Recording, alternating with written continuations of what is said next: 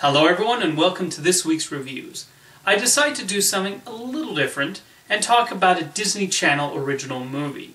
There's a reason for this, as a few years ago I made a video in which I said that of Disney's animated properties, Kim Possible would make the most sense to turn into a live-action movie.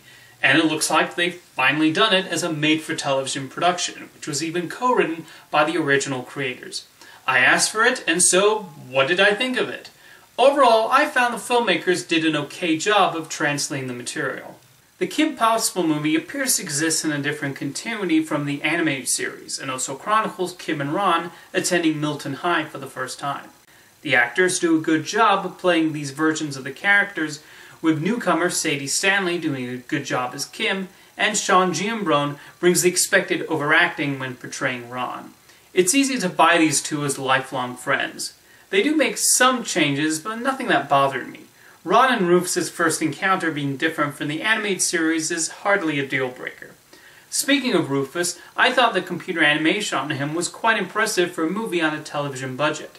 Meanwhile, Todd Stashwick is clearly enjoying himself hamming it up as Dr. Draken, although I found Taylor Ortega to be the standout as Shigo. She got every eye roll and sarcastic remark down perfectly, and she is the most like her animated counterpart.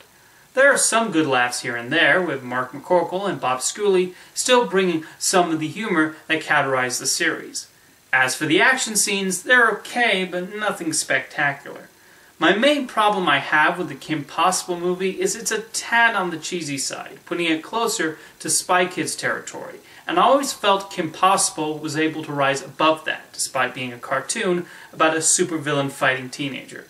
There's also a surprising amount of time spent away from the villainous lairs, and more so on Kim's high school life and getting to know a new girl at school, and I felt the filmmakers could have given more equal time to her dual life. We don't even spend that much time with Kim at home. If you're expecting Jim and Tim to get significant screen time, they're not in it all that much. With that said, I did think Kim's arc was a well-explored one. One of the hallmarks of the series is that while Kim can do anything, as she proudly proclaims, she is not immune to teenage troubles and emotions. And in the movie, Kim takes the time to deal with her flaws and the occasional hubris that can come from her personality. Beyond that, I did think the movie entered territory already previously explored on the animated series, and it led to making things just a little too predictable. It did not take too long for me to notice a few similarities with So the Drama, and there was even a plot point that made me think of A Stitch in Time. But I think that's more my fault for having seen the animated series, when this is really made for the current generation who may or may not be familiar with Kim Possible or watched every episode. And that's okay. This is a Disney Channel original movie, and as such, it's not made for people of my age. It's for children nowadays who will tune in on Friday night, or whatever time is most convenient, and see these young actors take part in over-the-top action scenes, do funny pratfalls, use high-tech gadgets, and maybe get a lesson or two.